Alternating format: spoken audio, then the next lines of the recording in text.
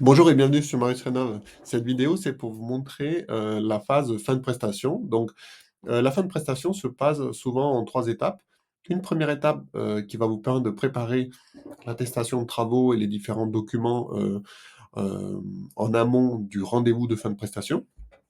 Ensuite, il y a une deuxième étape qui est lors du rendez-vous de fin de prestation et une troisième étape qui est après pour boucler le dossier, renvoyer le carnet d'information logement et finaliser votre mission. Donc cette première vidéo concerne l'étape préalable au rendez-vous de fin de prestation. Donc dans cette étape fin de prestation, on a une première phase dans laquelle on va vérifier et renseigner les informations de l'attestation de travaux aux factures et préparer comme ça le plan de financement définitif.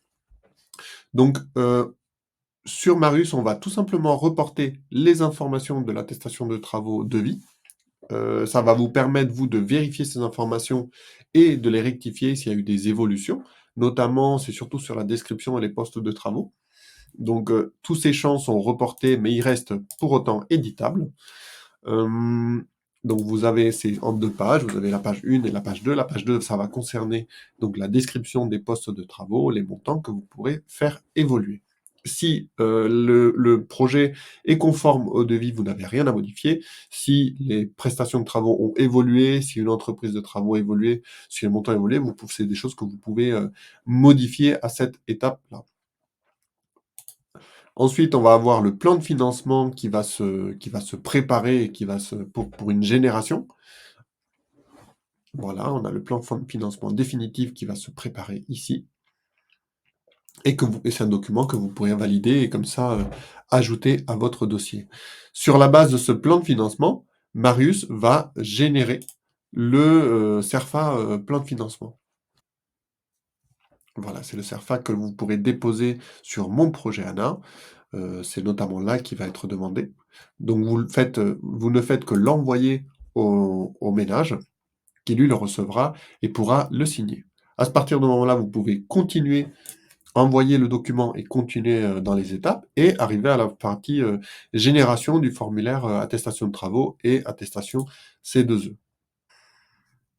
Le CERFA va se générer, va se pré-renseigner, et là, vous pourrez signer votre partie et l'envoyer pour signature au ménage. Donc là, je procède à la signature.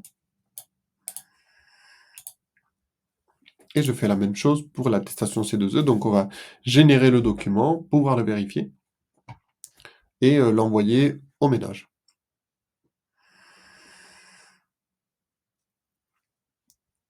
Voilà, on va pouvoir vérifier les éléments. On va notamment renseigner le numéro du dossier MPR. Voilà.